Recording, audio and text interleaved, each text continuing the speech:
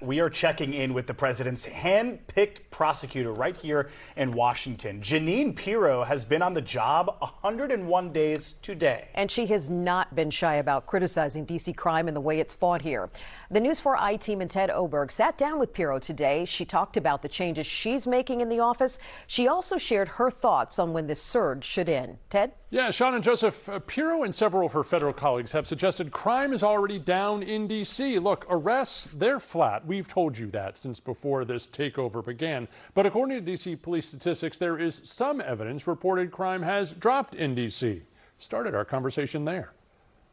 The image of the police in these areas is a deterrence in itself, and that will bring crime down by itself. So when you look at the numbers, you're saying, well, they're not making that many arrests. Well, maybe not, because they're out on the street and the criminal knows it and is not going to commit a crime. I mean, there's so many ways to look at these stats. Do you believe the crime statistics here in D.C., and what do you think this investigation will find? Well, I can't comment on an investigation. You know, I'm one of those people, I put my evidence where my mouth is, and when I'm ready to speak, I'll let you know. You're eager to get answers, though, I assume. Of course I am. You're bringing in, according to reports, about 24 military prosecutors. Yes. Why? Well, first of all, I need the help. This office, when I came in, I believe it was a very neglected office. They certainly do not have the number of prosecutors that are allotted or supposed to be allotted. And so I asked for help from the Department of Defense. They're coming. I'm thrilled that they're coming. They're going to be trying cases, misdemeanor cases. We are underwater in the superior courts, and I need prosecutors to go in there and hit the ground running, and they will. I know some of my viewers will throw things at the TV and say your predecessor fired dozens of prosecutors because of their connection to J6. Was that a mistake? I'm not going to comment on him. I look forward. You need the people. Yeah, I'm getting the people right now. And you just mentioned it. I'm getting 20. I'm hiring more people. And I'll say to you what I've said in other places. If you want a job in this office, send me an email. When will you recommend to the president that this surge has worked and it's time to let federal agents go back to their jobs and National Guard go home? That's up to the president. That's up to the president. He calls you and says, Judge Pirro, we ready?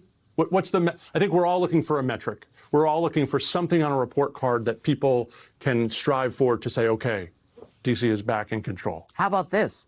How about when they make no arrests? Do you think that'll ever happen? That's unattainable. I mean, there's no city in America, there's no city in the world where that's happened. Well, this is, I think, an example of what happens when you put power to the message. Cities don't have the power that the president is investing in D.C. But if in her mind she doesn't think this is over until there are no arrests made, it means there's really no metric.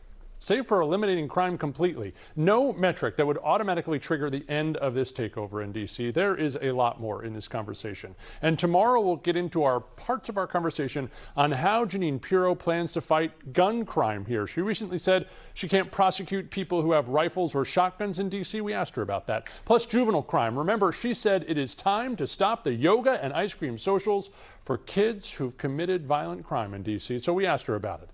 And that piece of our interview we'll have for you tomorrow afternoon.